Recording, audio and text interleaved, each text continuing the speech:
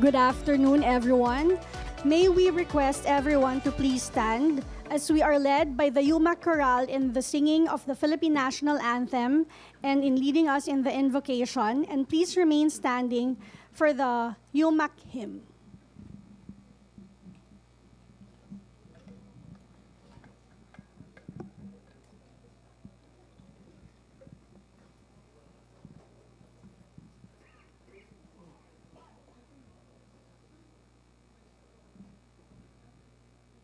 May we call on the UMak Chorale?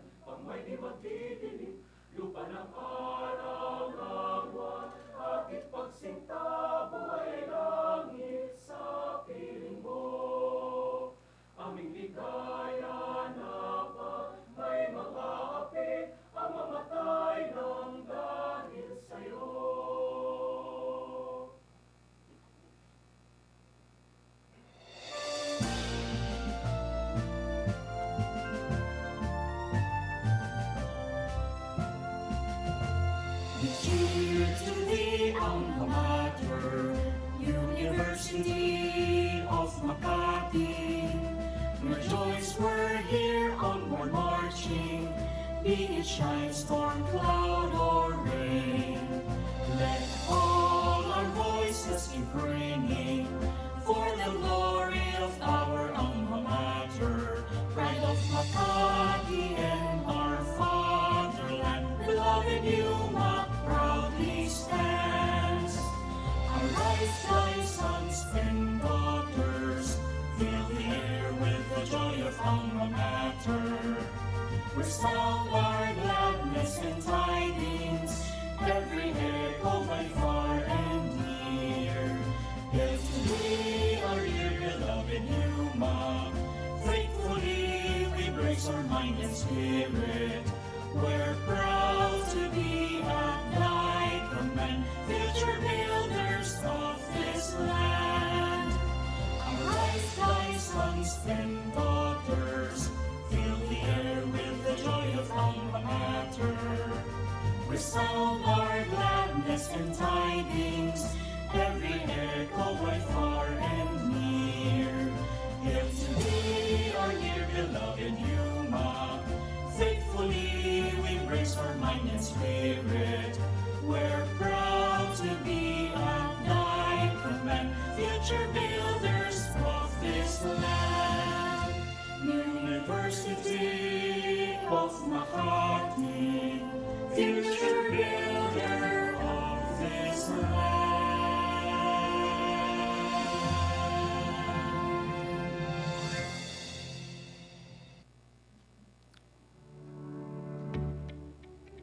Thank you. You may now be seated. Thank you, UMak. Hello and good afternoon, ladies and gentlemen. Of course, good afternoon to our guests of honor. Chief Justice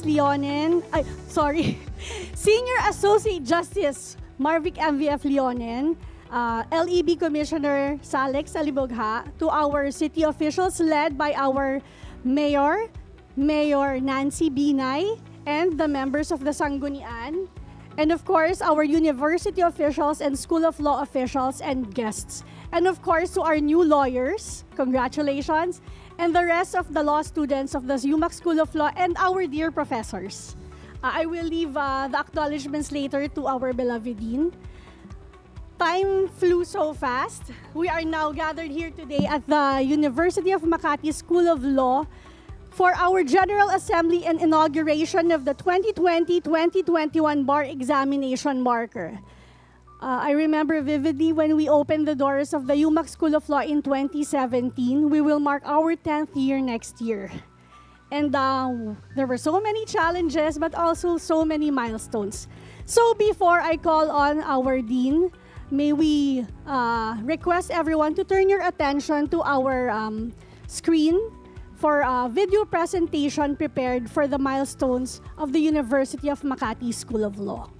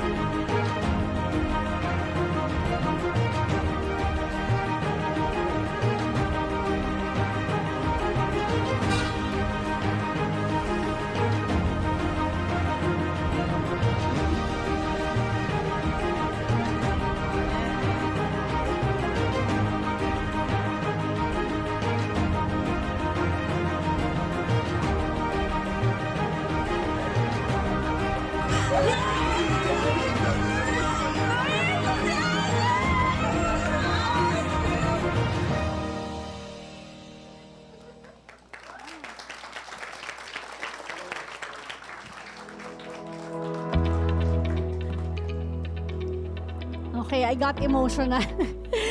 Without further ado, to officially welcome us to this assembly, may we call on, and please join me in welcoming him with a round of applause, Mr. Pure Energy himself, the returning Dean, Attorney Jose M. Layug Jr.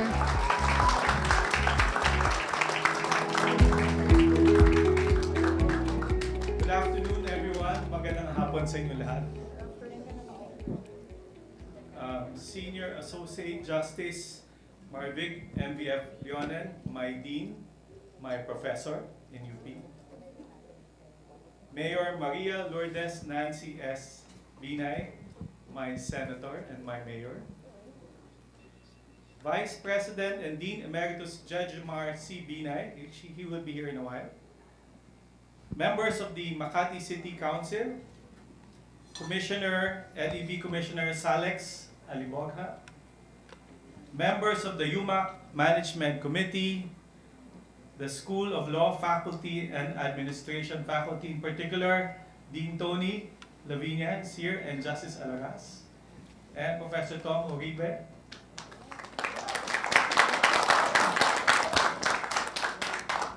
Nakauno kayo siguro sa akin. And of course, to our dear scholars, good afternoon. Today we gather to reflect a meaningful journey, one that began a bold vision and has in fact, in just 5 years, led to a remarkable growth and achievement. When the University of Makati School of Law opened its doors, it did so with humility and hope. It began as a community of passionate educators and aspiring legal minds, united by a shared purpose to form lawyers grounded in competence, integrity, and service. We started with a simple yet powerful belief that quality legal education should be accessible, meaningful, and responsive to the needs of our people. Our journey began alongside a defining moment in Philippine legal education: the bar examination administered under the leadership of Senior Associate Justice Marvic Leonen. That bar examination was marked by reform and innovation, with a renewed emphasis on competence, ethics, and access to justice. It set the tone for who we aspired to be as a law school: forward-looking, progressive, principled, and deeply committed to service. Over the past 5 years, we have produced 91 law practitioners who are now active in various fields of legal profession. Our bar performance reflects this steady growth. Pioneer batch, 9 out of 9, 100% ranked number 1. I think I see Dexter Bagumbay here. Dexter, you're here. All right. Jurist batch, 8 out of 9, 88.89%, ranked number 2. Suprema, 32 out of 34, 94.12%, ranked number 1. With 1 top-notcher. All right. Invictus, 20 of 22, 90.91% overall, ranked number 2. And of course, the recent bar passers, Themis, 22 out of 23, 100% first takers, ranked number 3.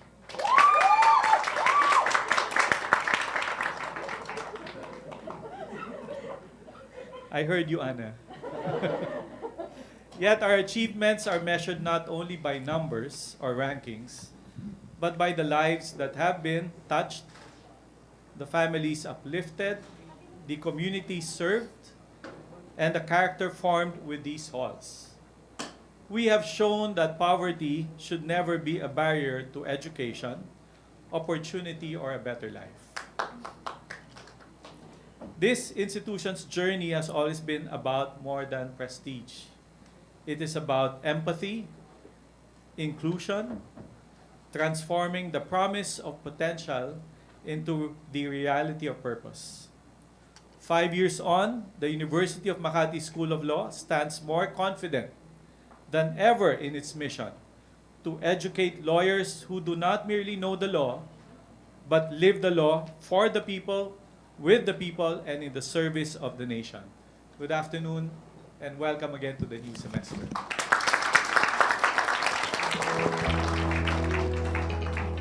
Thank you very much, Dean. I got emotional again. Sorry for that. As you look back at the history and the milestones of the UMak School of Law, I'm overwhelmed by emotion. Okay, but it's not about me. Okay. It's about the celebration of the University of Makati School of Law and its success. And, of course, it is an honor to introduce a leader whose commitment to public service has been evident across both national and local governance.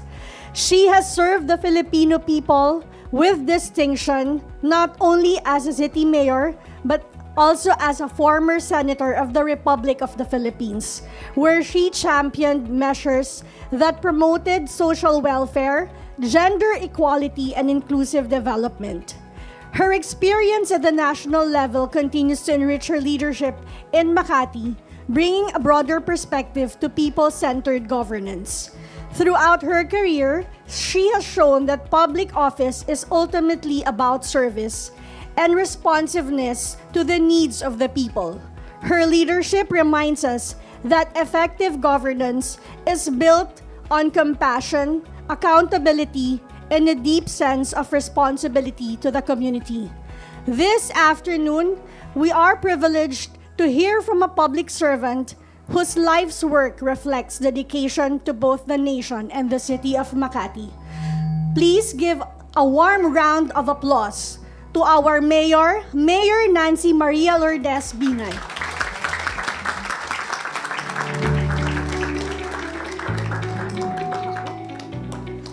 Maraming salamat sa introduction. I would like to acknowledge our distinguished guests and administrators, Senior Associate Justice Marivic Mario Victor F. Leonen. Siguro, i-share ko lang sa inyo, I had the privilege to work with Justice Leonen. I was part of the Senate Electoral Tribunal. So he was my last chairman before I retired from the Senate. Members of the Management Committee. Sayang wala ka lang kaming inalis, no?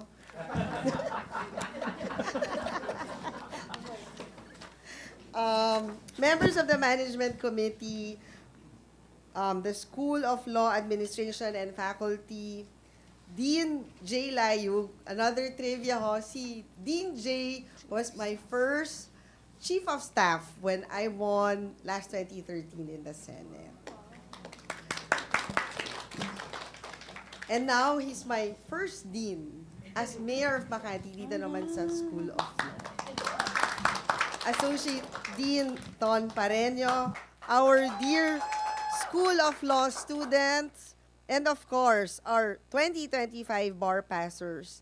Isang nice afternoon po sa inyong lahat. Today, we gather to unveil a marker that is more than just brass and stone. It is a symbol of a historic partnership and a testament to the resilience of the Filipino spirit. Justice Leonen, personally, and on behalf of the City of Makati, nais ko pong magpasalamat sa inyo. Thank you for choosing the University of Makati School of Law as a local testing center for the 2020-21 bar examinations, thus making UMak Sol part of the best bar ever.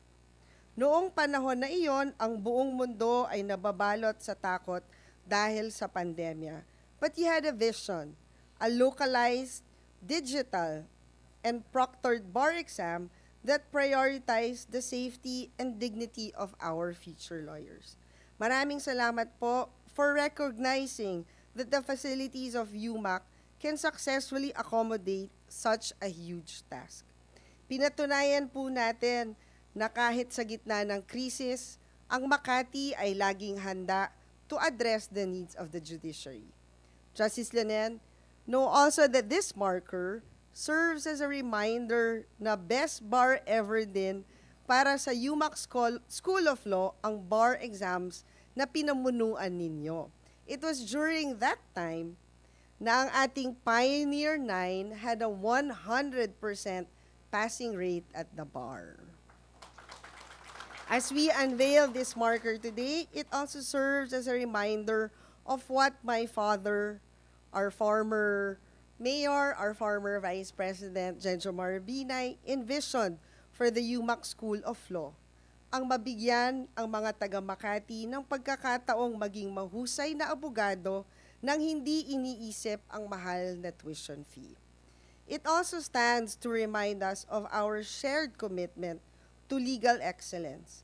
I wish to assure the entire Supreme Court that the City of Makati and the UMak School of Law will always be readily available should you need us for the bar exams, once again, or for any legal pursuits.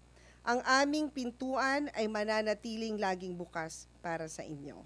Muli, Justice Laner, maraming salamat sa inyong pagtitiwala.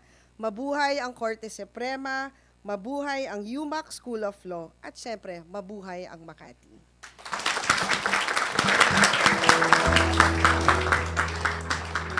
Thank you very much, Mayor Nancy Binay. And of course, thank you to VP Binay for his vision of opening the UMak School of Law.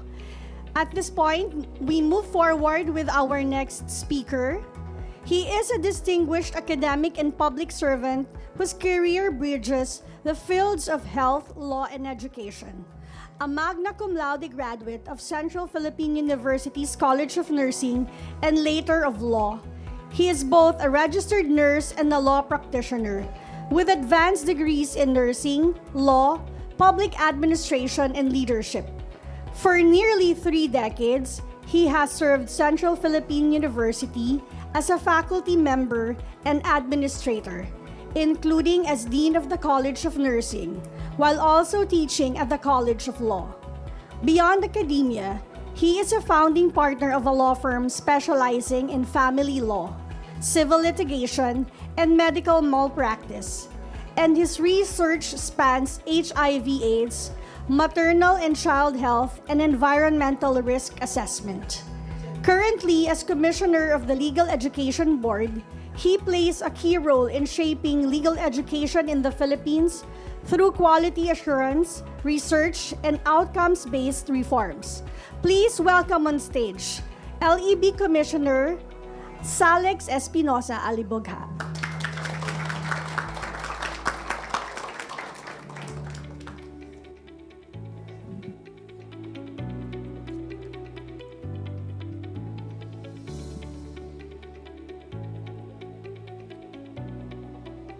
I bring greetings from the Legal Education Board through the chairperson, Jason R. Barles. Good afternoon to the Honorable Senior Associate Justice of the Supreme Court of the Philippines, Marvic MBF Leonen. The Honorable Mayor of the City Government of Makati, Honorable Maria Lourdes Nancy Binay. The administrative officials of the University of Makati School of Law, led by Dean Attorney Jose Layog Jr., the City Government of Makati, councilors, management officials, the esteemed faculty and staff, and the professors of the School of Law. I would like to mention my mentor, former Dean Tony Lavinia, and Associate Justice of the Court of Appeals, Justice Selma Alaras. Eleanor Roosevelt once said, "The future belongs to those who believe in the beauty of their dreams." Today, we stand at the intersection of triumph and promise. The faculty and the professors of the School of Law and the proud families, and most importantly, the shining stars of today, the 2025 bar passers of the University of Makati School of Law, and the 106 scholars of the Makati government who are gathered here today for the General Assembly and the opening of the second semester. The promise for the scholars who now embark on another chapter of their journey is a very significant event, carrying with them the hopes of their families, their city, and their nation. To the 2025 bar passers, passing the bar is not simply an academic achievement. It is a declaration of excellence that you were honed by the University of Makati School of Law. It is a proof that your dedication, perseverance, and commitment are not abstract ideals, but living realities. To you, bar pastors, you are the embodiment of resilience and excellence. You have shown that excellence is not a matter of an accident. It is a result of discipline, sacrifice, and courage. Your success is a beacon for those who follow and for your mentors and the city government of Makati who provided you assistance as you journey to your law school dream. To our 106 scholars, you are the future torchbearers of justice. Your scholarship is more than a financial support. It is a vote of confidence in your potential, a recognition of your ability, and a responsibility to honor the trust placed in you by the Makati government. As you open the second semester, remember that perseverance is a bridge between dreams and reality. Dedication is measured not by convenience, but by your ability to remain steadfast when the journey becomes difficult. The Legal Education Board of the Philippines, through the chairperson Jason R. Barles, has set before us a vision of healthy legal education institutions. Recently, we launched the student welfare, safeguarding the student welfare of all schools of law in the country. These initiatives reminds us that law schools must not only be centers of academic rigor, but also nurturing environments where students thrive in mind, body, and spirit in a whole person education. I was amazed this afternoon upon seeing your artificial intelligence and some of your law technology portal. Last month, the Legal Education Board launched Digital Education Technology. Digital technology and artificial intelligence are reshaping the legal education and the practice of law. These tools are not here to replace the lawyer, but to empower the lawyer, to enhance research, streamline case analysis, and prepare us for the evolving demands of justice in a digital space. With the Supreme Court Judicial Innovation, the Legal Education Board supports the Supreme Court in their initiative. Scholars, I urge you to embrace these innovations responsibly and ethically. Let technology serve justice, not to compromise it. The Legal Education Board has also advanced the quality assurance framework in the outcomes-based education for Juris Doctor programs through curriculum mapping, alignment with the bar exam syllabi, and the adherence to international standards. These reforms ensure that your education is not only comprehensive, but also responsive to society's needs. You are beneficiaries of these reforms. You are being equipped not only with knowledge, but with competencies, values, and skills that will define the lawyer of tomorrow. Excellence, perseverance, and commitment are pillars upon which your future rests. Upon the assistance of the Makati government, let me remind you that excellence without integrity is hollow. Perseverance without purpose is empty. Commitment without service is incomplete. As future lawyers, you must wield knowledge not for personal gain, but for the service of others. That is the true measure of greatness. Imagine the day when you stand as graduates, ready to take the bar, armed not only with knowledge, but with character forged in the fires of law school. Imagine the day when you take your oath as members of the legal profession, knowing that you have given your best, persevered through trials, and remained true to your commitment. That day is not far. It begins with the choices you make today, the discipline you practice daily, and the excellence that you pursue relentlessly. Your journey is not alone. The University of Makati School of Law and the City Government of Makati are your assistants and supporters, and your mentors are with you, reminding you that your success is also theirs, and your triumph is their pride. To the 2025 bar passers, you are a living proof that perseverance yields victory, that dedication bears fruit, and that commitment leads to triumph.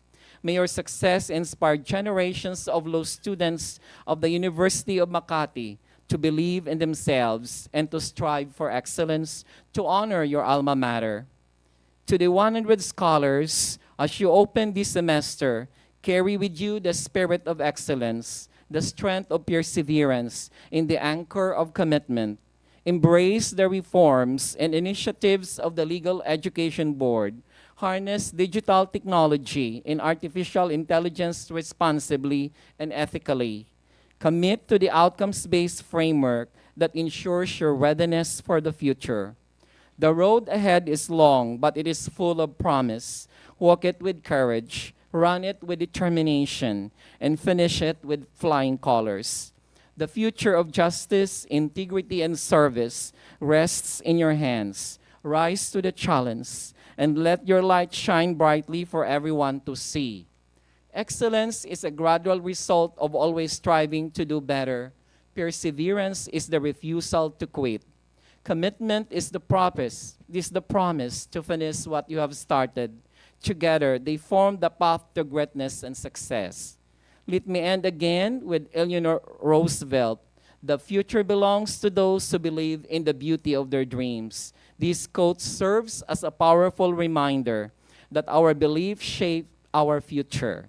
It's easy to understand why this quote has resonated with so many people over the years.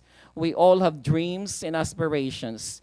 We all want you to believe that we can achieve them.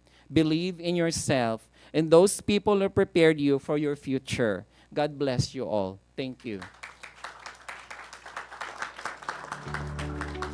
Thank you very much, Coms Alex Alabugha. And for sure, our students and our lawyers will take that quote from Eleanor Roosevelt to heart and remain steadfast to become ethical and excellent lawyers. And to call back on stage, Dean, to introduce our guest of honor for today.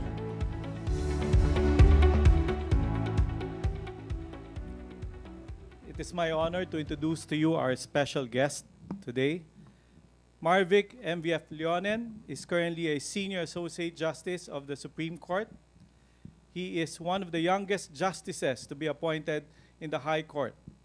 In 2022, he marked a decade of service in the bench, penning key decisions that would shape Philippine jurisprudence to truly deliver meaningful freedoms and justice to Filipinos. Prior to his stint in the judiciary, he was the Dean of the University of the Philippines College of Law and my professor in special proceedings. Happy to know that I passed his class. Justice Leonen graduated magna cum laude from the UP Diliman School of Economics, a fellow alumnus, and after law school and apart from his public service activities, he also joined the faculty of the UP College of Law. He then pursued his master's degree from Columbia University, New York.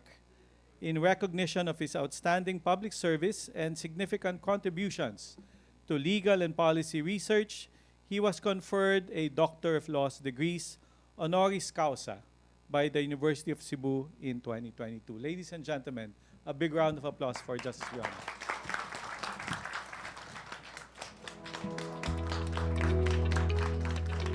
Maraming salamat po. Magsiupo po tayo lahat.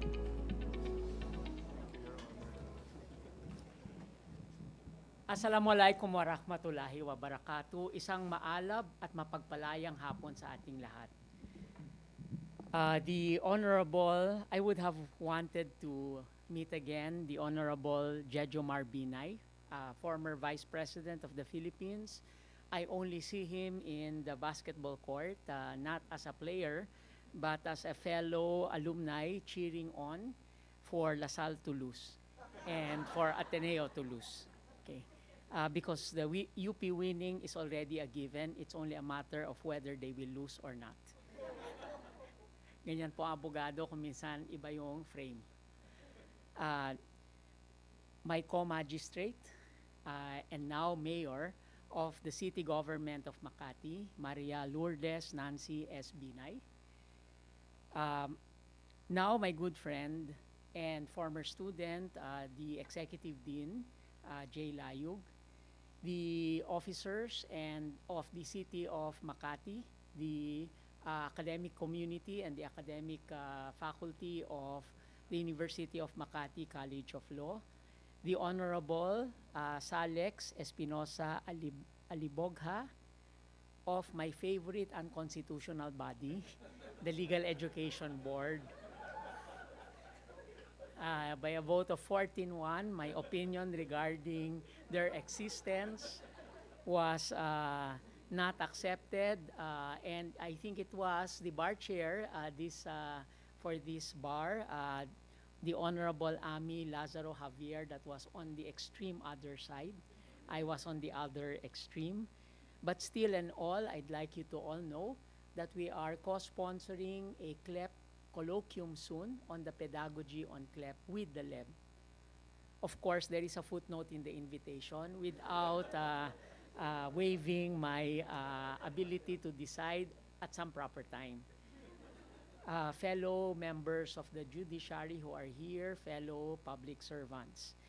It has been 5 years since we served as chair of the bar examinations covering 2020 to 2021, otherwise known as hashtag Best Bar Ever 2020-2021. Alam nyo kaya naging Best Bar Ever yan?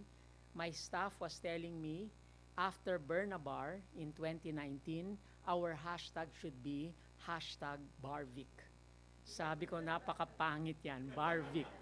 So sabi nila, anong ilalagay natin? Sabi ko, di sige, Best Bar Ever, but we put 2020, 2021 para hindi nakakahiya sa mga susunod.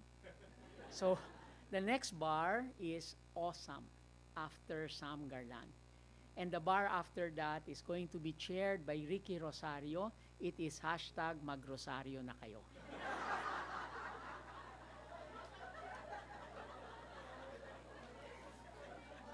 Siya po nagsasabi niyan.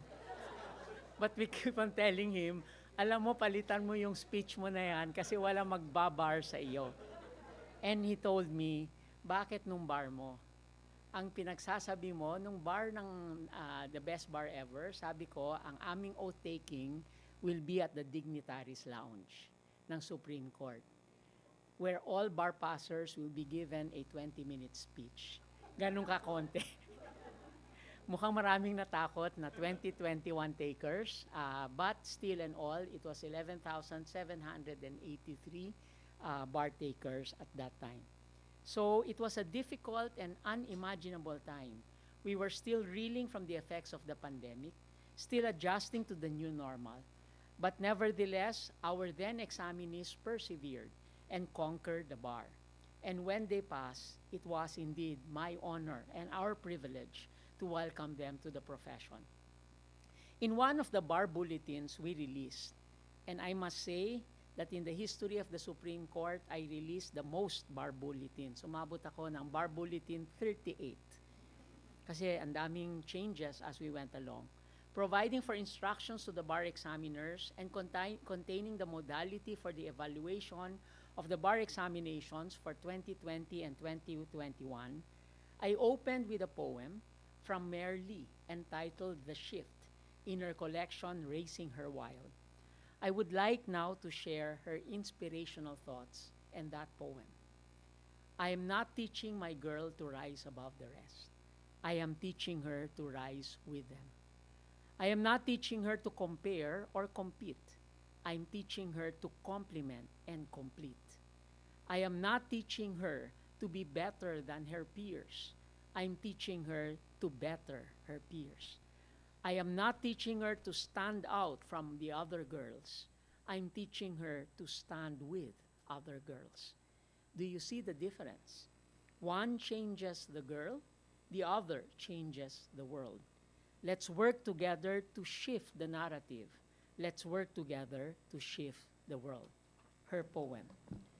There are many things we collectively achieved during the 2020 and 2021 bar exams, foremost of which, through the was the initiative to localize and digitize the entire process, as well as to revise the evaluation process, was to make the admission to the bar exam more equitable. The Chief Justice and the Justices of the Supreme Court were fully aware that holding the exams in only one site in Metro Manila cost untold expenses to those who came from other regions of the country. Their moral support could have been far from them. In a pandemic and the uncertainty caused by it, it may have spelled the difference for many. In 2019, when the court appointed me as the bar chair, there was still no pandemic. But I remember approaching the Chief Justice then, Lucas Bersamin, to tell him that in my bar exam, I will try a regional bar exam. And I said, I will open a bar testing site in Cebu. So it was not only going to be UST, but also one in Cebu. Then he asked me, how are you going to bring the blue books back to Manila? And I said, I am going to take some of my staff and they're going to put it in hand carry luggage. And I am going to buy handcuffs so that they will cuff the luggage, and I am going to buy business class tickets, and I will buy a seat for every luggage and for every court personnel. That was the plan. Then the pandemic happened. In 2020, we started with quarantines.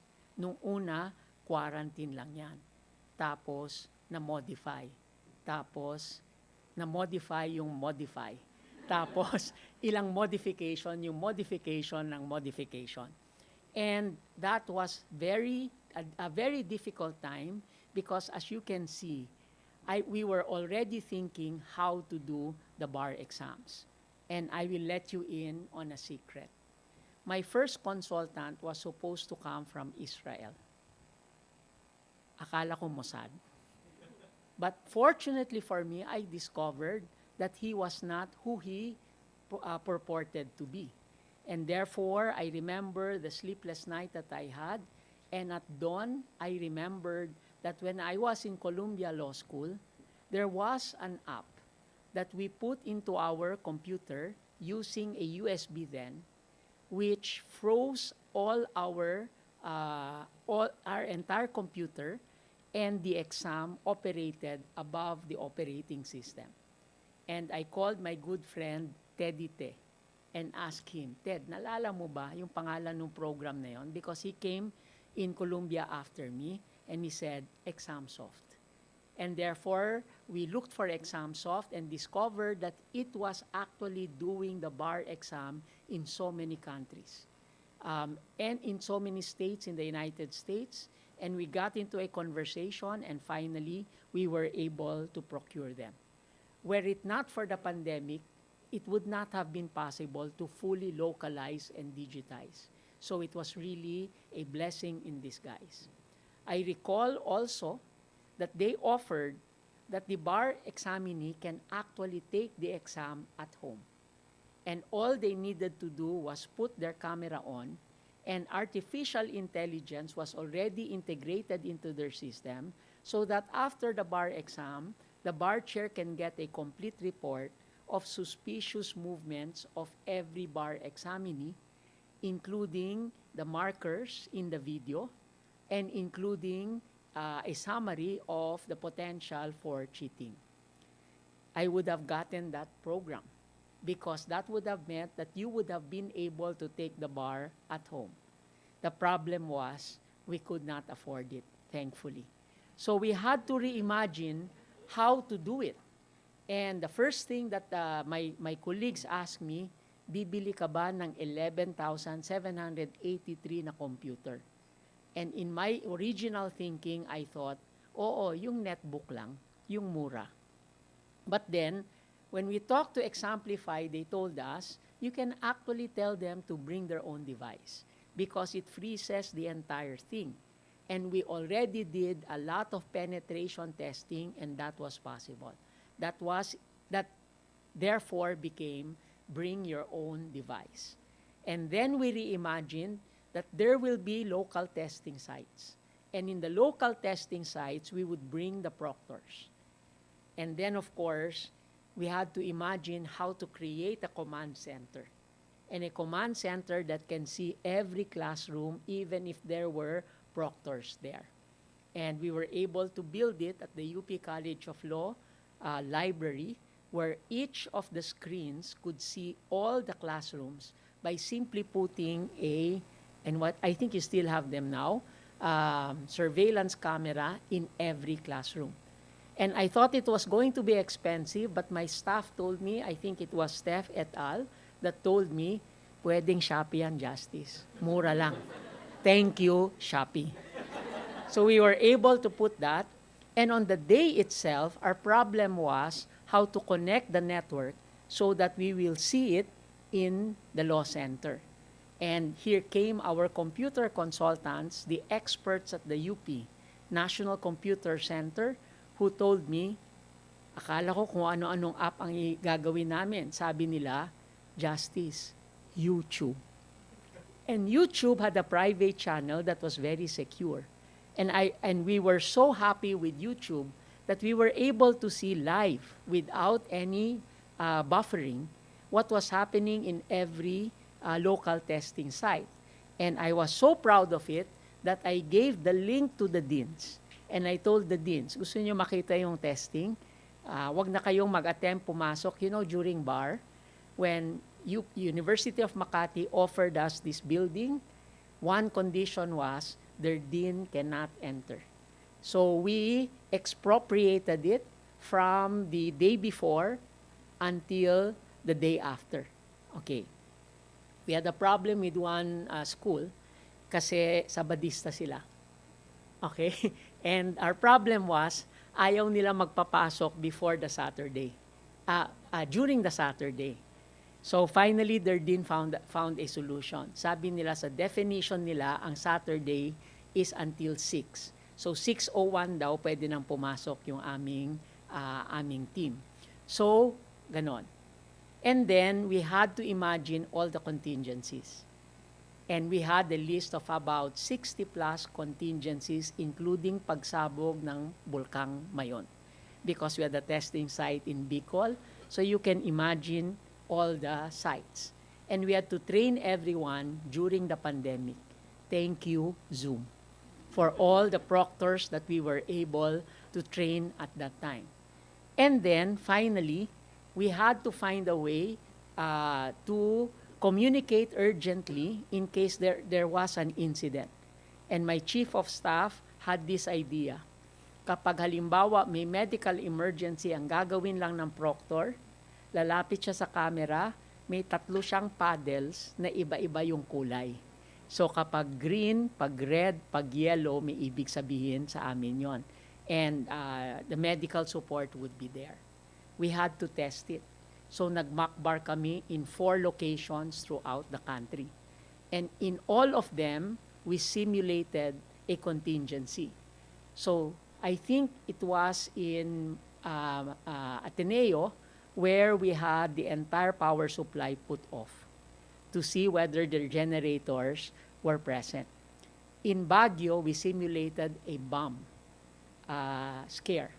Okay, of course, we had real students who volunteered for the mock bar. And there in Baguio, pumapasok na yung EOD nila, yung mga ASO, etc.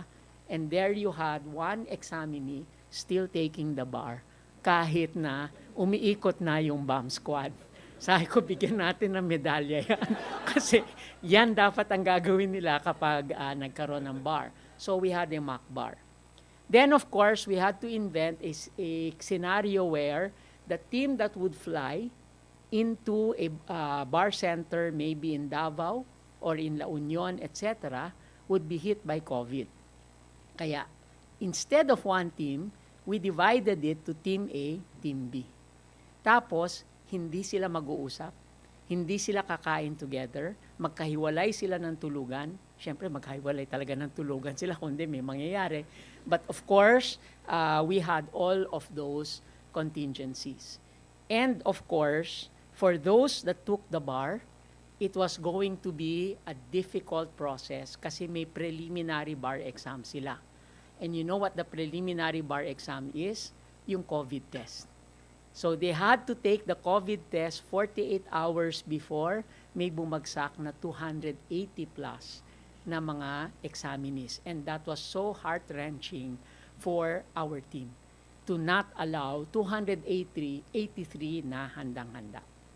So I can say confidently that all this contributed to the historic passing rate. A total of 8,241 became lawyers then. And as former bar chair, I guarantee that they are all still resilient, patient, and deliberate. Here in the University of Makati, your very own Pioneer 9, the first batch of graduates of your law school successfully passed the bar, all of them. They went through challenges that no other lawyer had to go through during the past years. Their suffering exceeds those who took the bar after the Second World War. Why? For those that took the recent bar, imagine this. You are about to take the bar September, but it is postponed to the next year. And those that are taking the bar the next year had to contend with Delta and Omicron variants of COVID. And when you were all ready to take the bar, your two batches, again, it is postponed to February of 2022. So their bar actually is not 2021, it is 2022, February, one entire month. Except that before they take the bar, may bagyo na dumaan sa Cebu. And it cut off their electricity. And for a long time, I think it was more than a week, they had no water, no electricity. And therefore, the discussions among all the bar examinees were, should we continue the bar without the Cebu applicants? Or should we transfer the Cebu applicants to the nearby Iloilo? There was a debate. And some said, kailangan ituloy kasi matagal na. Yung iba naman, how can we be compassionate lawyers if we take the bar without our Cebu counterparts? And we found a solution. It was a difficult solution. We would shorten the bar, and Cebu will take it also in Cebu, but it was going to be 2 days, and it will be one on a Friday and the other one on a Sunday. Can you imagine taking the bar without a 2-day gap? And we compressed all the subjects into 2 days. And the reason why the passing rate was very high was also because I did what I promised. It was going to be so basic that you will be bored in your taking of the bar exam. To this day, I think it was the most basic bar without any trick. You took a pencil from your seatmate, and when you took the pencil, is that theft? Although you returned it, yes, because there is taking with asportation, etc. Very, very simple, very difficult. Staging these reforms would not have been possible without the tremendous coordination inside the leadership of the Chief Justice and the justices of the court. I remember calling each and every justice for every change in the modality of the bar exam as we proceeded through all the natural disasters. And apart from the justices of the court, the coordination within the judiciary, the legal profession, and the teamwork in the command center of the UP and in various testing sites. The University of Makati was one of the 24 local testing centers that was approved in the first batch of applications as local testing centers. When we put out a call to the law deans as to who wanted to become a testing site, si Dean Layug was one of the first that actually called me and told me that they wanted. And I said, do you have these requirements? Do you have these requirements? Sabi niya, kung wala, gagawin namin. Okay? And I remember it was this entire building that took the bar. By the way, they had to be social distance. And there had to be a quarantine room. And for every person that coughed, we had to escort that person into that quarantine room. And we had to deal also with senior citizens who were challenged enough and learned how to use the computer. And in our bar, there were only 11 who volunteered for handwriting. Everybody else wanted to do computerized bar exam. So we saw the fantastic effort of your school administration and all its personnel. Indeed, no effort was spared to ensure the success of the bar examination.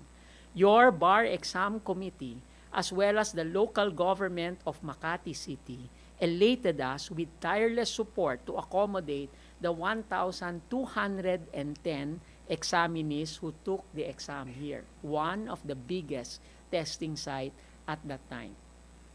Another footnote, you had to deal with 24 local government units. So doon namin nakita na iba-iba yung leadership ng mga LGU. Dito sa Makati, madali para sa aming team. Kasi hindi pa nila kailangan dinadala na.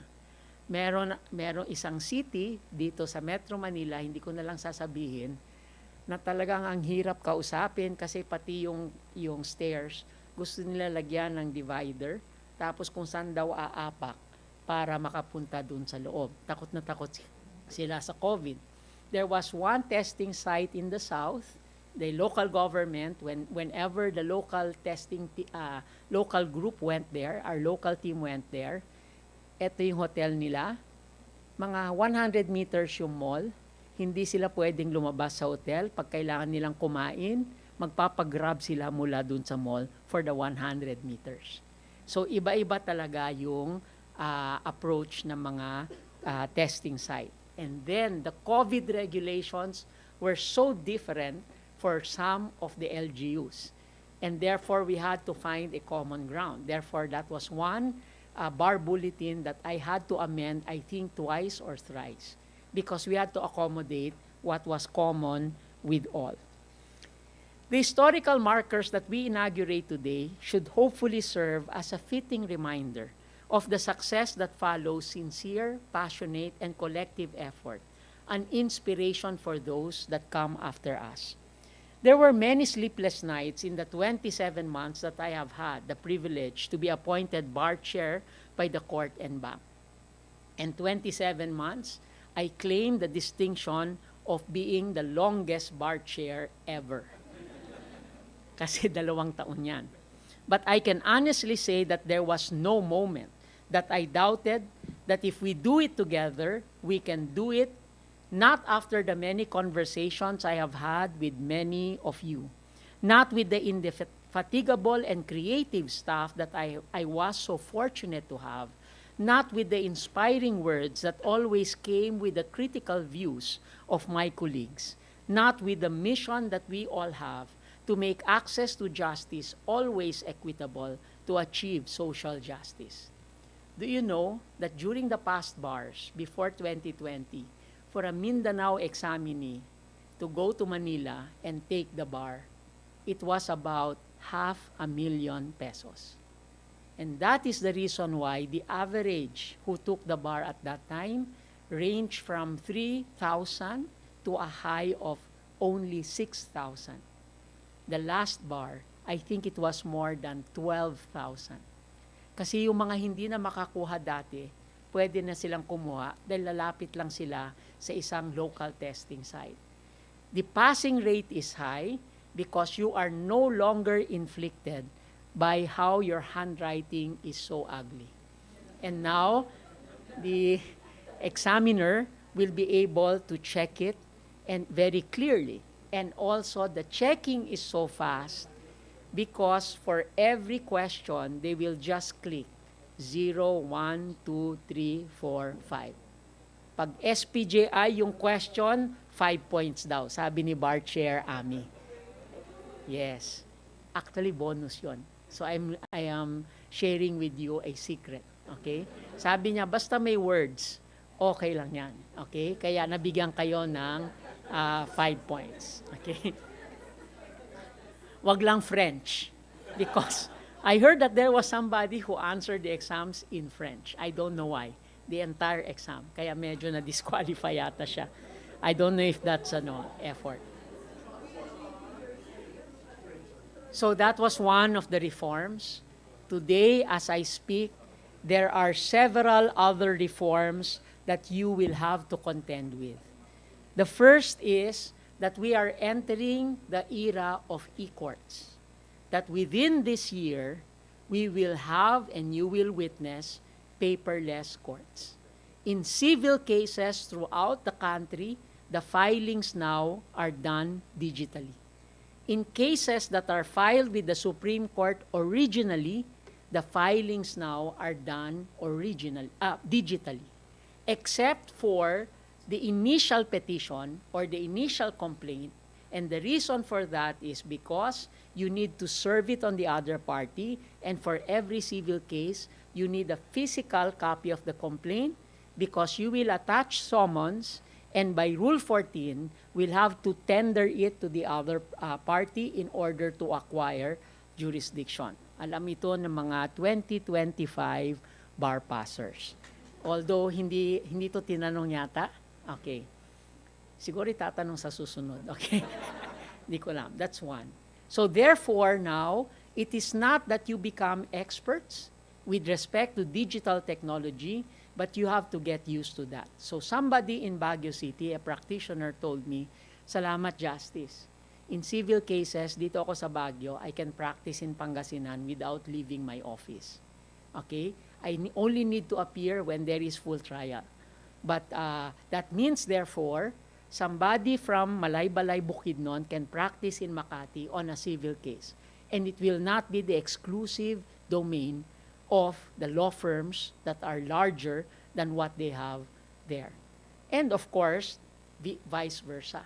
So the law firms in Makati can now practice in Davao without having to send their lawyers. And here is a bit of a secret. Alam niyo ba ang billable hours mag-uumpisa paglabas na abogado? Kahit di pa siya nakasakay ng eroplano, paglabas na abogado, tell me if I'm wrong, okay? Tanong niyo si Dean J. Okay. Pero, that means therefore, if they do it digitally, makakatipid ng konti. Okay? And, as I speak, all your courts transcribe steno. No more stenographers doing it physically. All of them have a customized program that we evolved, pilot tested, and have rolled out nationwide. It is called Scriptics. So when you are arguing in court, it is recorded by audio, the stenographer is there, and after the hearing, it is uploaded, and immediately, almost simultaneously, there is a full transcript. And all they have to do, the stenographer have to do, is read and edit and assign. Speaker 1 is X, speaker 2 is the lawyer, speaker 3 is the judge. That's possible now with artificial intelligence. They are able to distinguish the accent and the voice. They are able to distinguish the speakers, but it learns. Meaning to say, the more that they use it inside the court in Bacolod, the more that they get used to the Ilonggo accent of English that is spoken there, or even the Ilonggo that is spoken. Because every correction of each stenographer goes into the system, and it improves the entire national system. That's artificial intelligence, and it is now existing. Scriptics. And the court is considering a draft rule on the governance framework for the use of artificial intelligence in the judiciary, which will mean that as we pass that, the ethical standards for using AI are going to be present. You cannot yet use generative AI for many reasons, one of which is cognitive offloading. I will demonstrate that now. How many of you can memorize the phone numbers of every person that you courted ever? Hindi nyo kaya, di ba? Nung araw, nung panahon namin, whenever we wanted to communicate with someone, we will dial the rotary phone. Wala kaming contact list. Ang contact list namin nandito at saka nasa phone book. 442-2278. Yan yung tinatawagan ko dati. Okay? Walang nangyari. Pero at least memorize ko yung phone number. Okay. I would go to a sari-sari store because PLDT then had problems with their landlines. So we would go to a sari-sari store. For 20 pesos, you had 20 minutes. Didiga ka. Hindi nyo alam anong diga, no? Alam ni Tom. Alam ni Tony. You would start to convince the other of your credentials, etc. So nanliligaw ka sa sari-sari store, nandun yung mga tambay nakikinig sa'yo. And then, of course, you would either succeed or not. But then, your brain is wired so that you can remember those numbers. And when you rely on ChatGPT, Gemini, Perplexity, Notebook LM to write what it is that you need to write, you are improving the machine's ability to learn, but your neural connections are fried. They do not develop. That's why there are people now that will say the neuroscience of writing, pen and paper, actually will help you understand what it is that you are trying to learn. We will avoid that with the governance framework. Instead of calling it AI, the proposed governance framework that we wrote calls it human-centered, augmented intelligence. While LEB will have their own policy, the IBP will have their own policy, when you practice in court, it is going to be the standard. And we are making sure that all the AI are there. From the bar, now we are going to all of this. And you know, digital transformation also helps reach to our people in geographically marginalized areas. So the court pilot tested this. You know, Tawi-Tawi is an archipelago. Okay, so that we went to the main island of Bongao, and for a person to appear there, they will have to spend anywhere from 200 or 500 pesos to 500 pesos to take a boat to get there. So what did the court do? We had Starlink and a laptop and bring it to Simunol Island. And in Simunol Island, we gathered the witnesses and the accused on bail in the poblacion. And we were able to have video conference trial without them having to spend a single centavo. But who spent for it? The state, through the judiciary.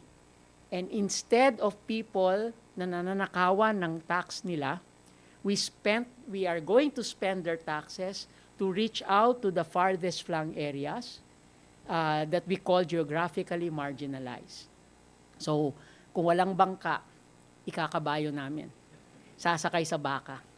O kaya habal-habal in some places, you know, the motorcycles, like angkas, except that 5 of them will ride in one motorcycle. Yun yung habal-habal. And in places where they cannot be reached by any kind of a vehicle, we will train our court personnel to put it in a backpack and walk.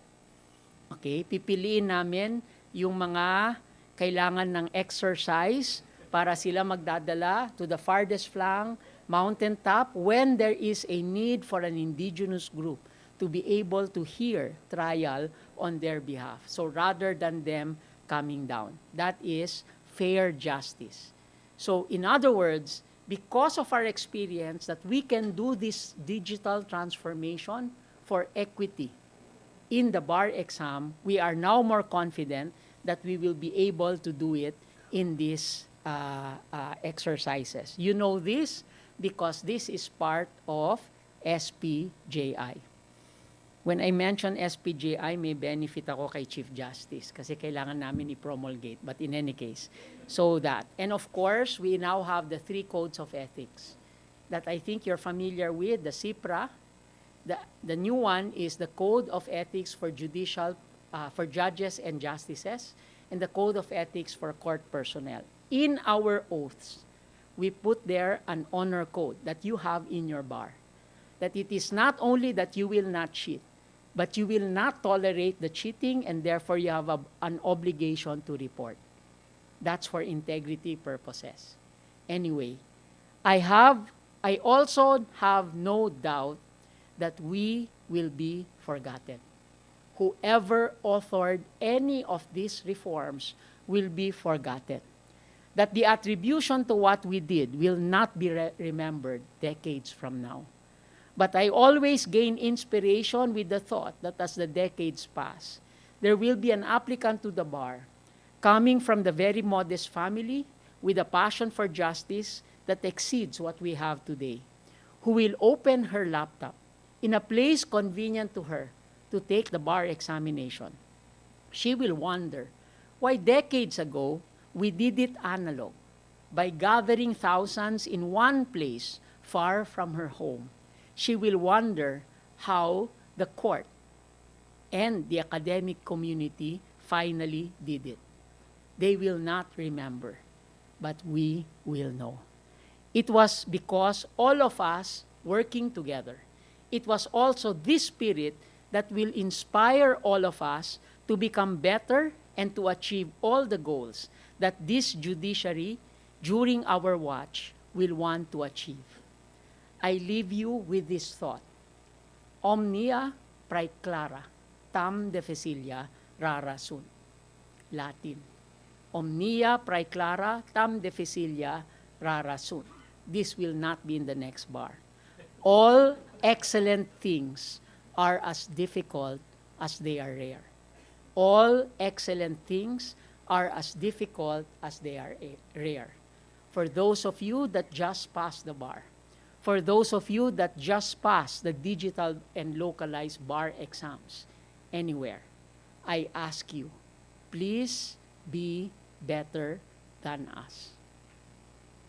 Because we did not do well. As you can see what is happening around us. Be better than us. Do not succumb to comfort. Thank you, maraming salamat, agyamanak shukran, for all that you have done and for the continuing inspiration. Our deepest and sincerest thanks to Senior Associate Justice Marvic MVF Leonen.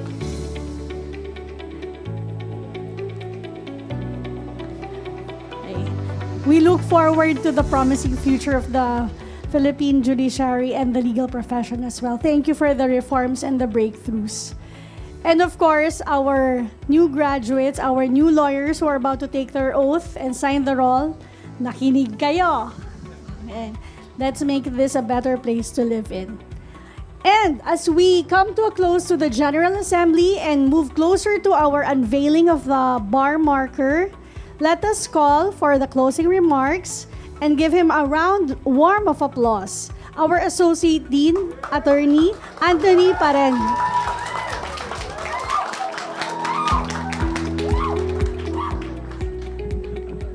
Guys, babe.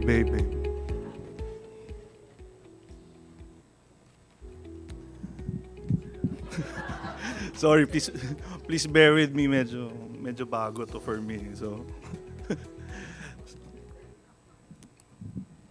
okay. Ayan. Senior Associate Marvic MVF Leonen, Mayor Maria Lourdes Nancy S. Binay, Vice Bilap si VP, Dean Sam Layog, members of the City Councils and the officials of the City Government of Makati, University of Makati Management Committee, the School of Law Faculty, Administration, and to our dear students, magandang hapon po. Over the past 5 years, exactly 5 years, the School of Law has consistently demonstrated strong performance in the bar examination. We started with 100%, and in the recent 2025 bar examination, we once again ranked number 1 with 100% to our first takers.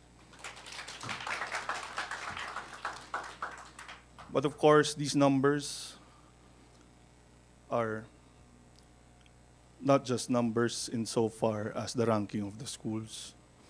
They reflect the perseverance of our students, of our faculty, the support of our administration. Tatlo lang sila, guys. Na-handle nila kayo lahat, di ba? A community working together towards a shared goal. And of course, the support of our city government of Makati. This collective efforts is the true spirit of the University of Makati School of Law and the vision of our Dean Emeritus and Vice President, Judge Omar Binay, who will be arriving soon. While we celebrate these milestones, we recognize that our mission goes beyond rankings. Okay? It is our own, us in the faculty, it is our humble opinion that while we have good rankings, we have a mission to the community, we have a mission in the law practice. Our goal is to guide more students through the bar, to grow and mature as an institution. We are still young, but we have a lot of room for improvement, and to reach higher brackets, and to open our doors wider to deserving future lawyers. We aspire not to be reputable only in the academe, but in the actual practice of law, anchored on deep commitment to service to community and to make the law accessible to those who need it most. In this regard, we remain committed to strengthening bar preparation, deepening mentorship, and expanding target academic support. To our students, please keep in mind that we do the things we do because we want you to be lawyers. We don't do these things to make your lives more difficult, as we were also once students. At the same time, we embrace technology-driven innovation using data-informed systems, digital platforms, and online tools to enhance the legal education. To our soon to be admitted, baka may issue tayo sa Facebook, may nagagalit eh. To our new lawyers, ayun, bahala na siya kung magalit siya. To our new lawyers, we look forward to you to continue paying it forward to this community. Carry the spirit with you and share it to those who follow. And lastly,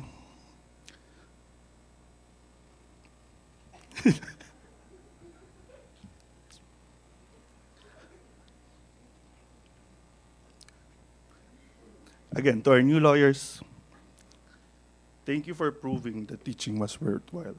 Magandang hapon po. Thank you very much, Attorney Ton. This is a really an emotional day for all of us.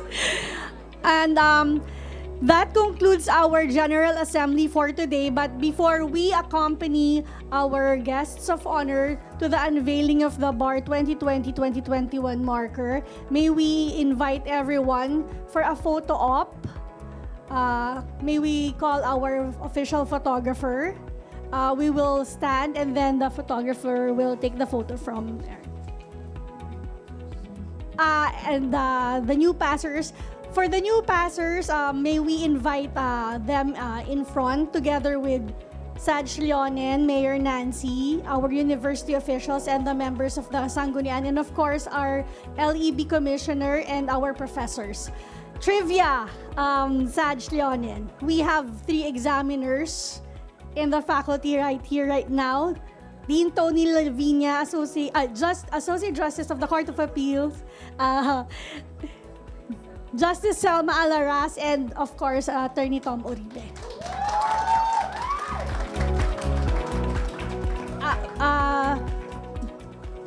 Our Femis batch, together with our guests of honor,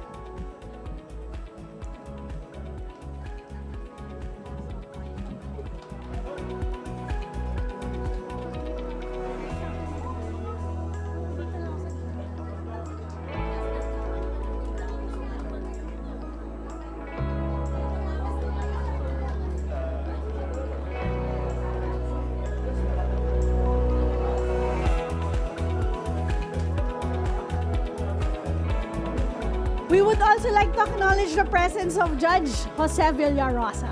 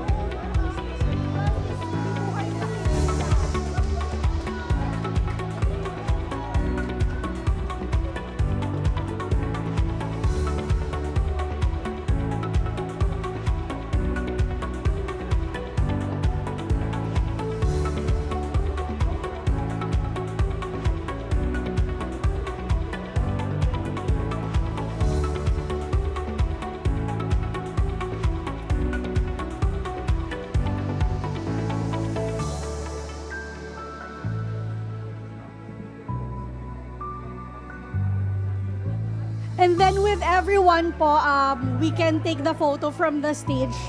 Yes.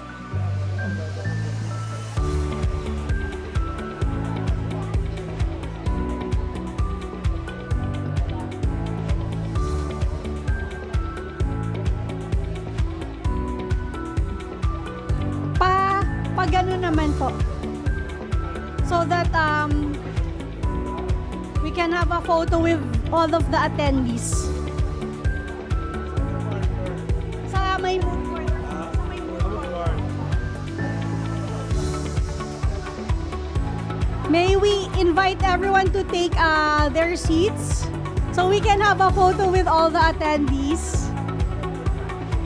And then we will proceed to the unveiling of the bar 2020-21 marker in front of the mood court.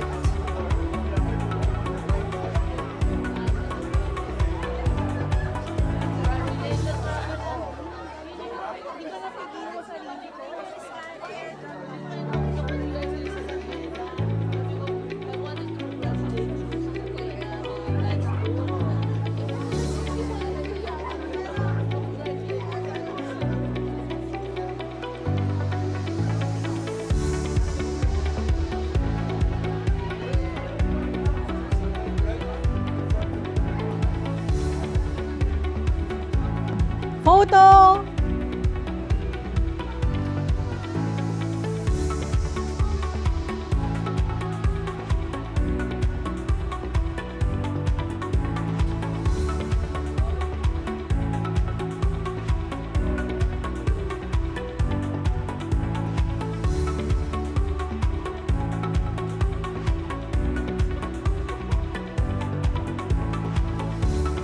We can now proceed in front of the mood court for the unveiling of the 2020-2021 bar exam marker. Thank you very much and good afternoon.